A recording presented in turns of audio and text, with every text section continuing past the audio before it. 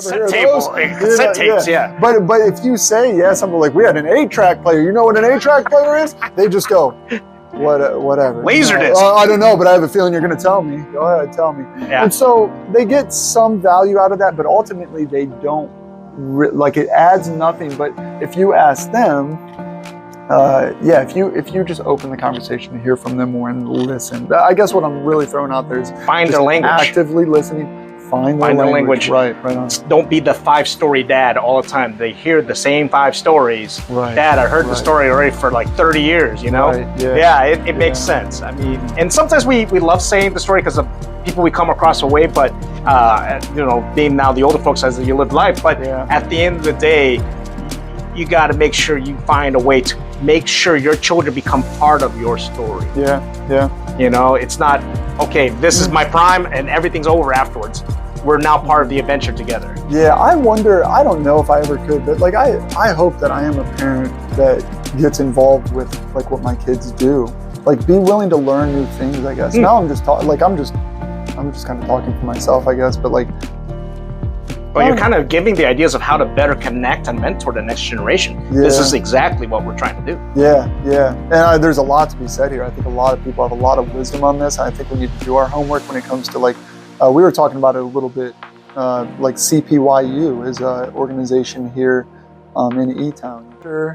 Oh boy, Center for Parent Youth Understanding. Yeah, and that's just a website where you got podcasts, you got articles, you got stuff like that.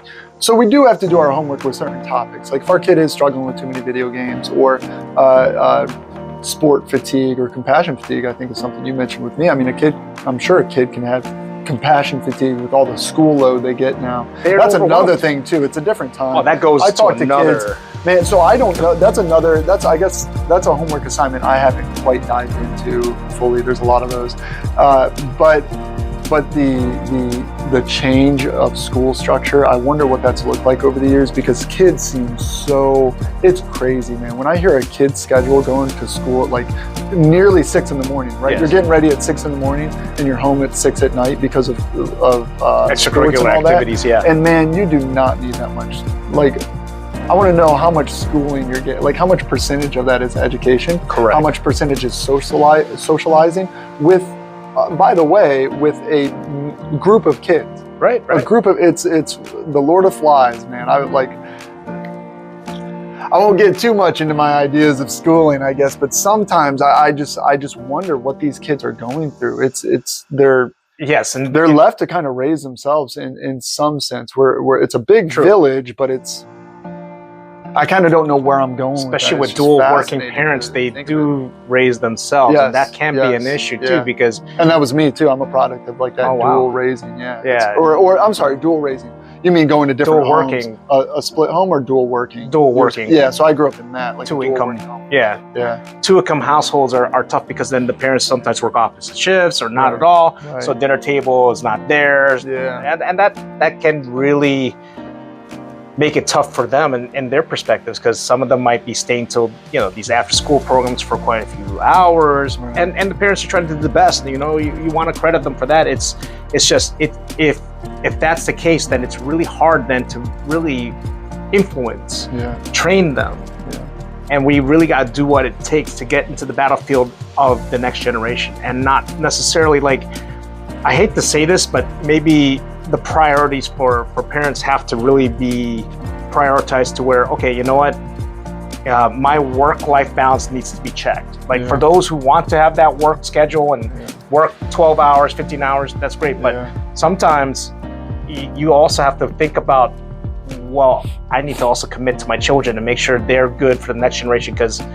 they're the ones who will take care of you at the end, right? They're the ones who are going to love and care for you as you get older, or you want to see them so you could see their children and influence them there. So it has such a deep meaning as we go and dive in, because for me, I'm a first generation American, and I told my kids the importance of, I would love to see my grandchildren. I would love to live long enough to see grandchildren.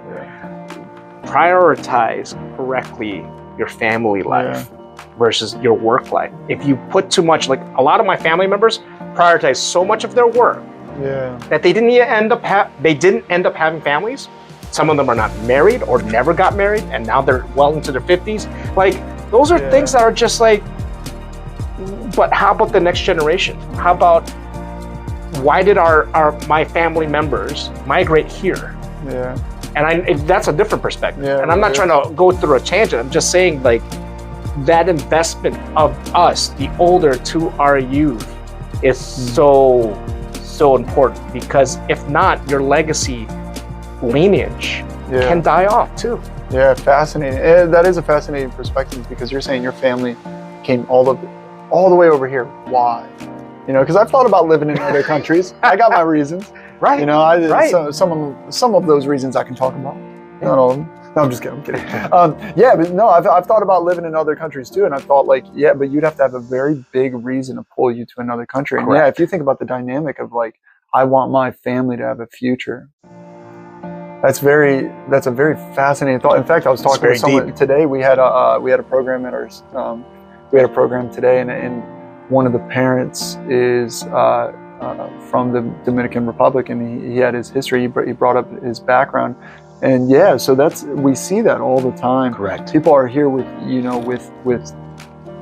such a work ethic and such an intentionality with their kids of, like, hey, I want to give you what I have not been given, right? I think most parents can relate to, I want to give you what wasn't given to me, right? In my family, I was, so to go all the way back to your first question, I was not raised in a Christian home. I think I can definitively say that, because I believe a Christian home, in my opinion, is saturated with God's word. We pray, we discuss these things. Everything has intention, everything has importance. If my little girl, you know, chooses not to share something, she's allowed to not share something. But we still, like, we talk about the intentions of her heart, and we want to teach sharing, you know, a whole bunch of topics. I can get into that. But we want to give our kids what we haven't been given. So if we want them to, you know, my daughters are now being raised in a Christian home. I want them to have Jesus. I want them so badly to have a real relationship with Jesus. If I know what I know about most kids who are raised in the church, there's a good chance she's going to become a teenager and have to discover her faith for herself. Right. Her testimony will one day be, my dad was a youth pastor and a youth minister, and all my life I've been going to church, going to several different churches. Lord willing, she'll say, I've been to other countries and been to other churches in other countries, but my faith didn't really become my own until I went wayward when I was 19, and then I rededicated my life. That is a big testimony. And by the way, I love that testimony. Amen. I think of 1 Peter 1, where it says, you have gone through various trials, if necessary, to kind of prove the genuineness of your faith. And when I think of that, I think, if necessary, it was necessary for Keith to go through a mess of things in order to get to get slapped around, to realize God's love for me and his grace for me. For others of my friends and people I know, they don't need that testing as much. They were raised in a Christian home and they got it. Amen. They still have trials, they still have struggles, but they got it. So that's what they needed. And God knows what each person needs. Now, the reason why I'm bringing that up is because if you're raised in a Christian home, or if you're not, you have your own. You got your own testimony, but you likely have parents or guardians or caregivers who are trying to give you something that they didn't get.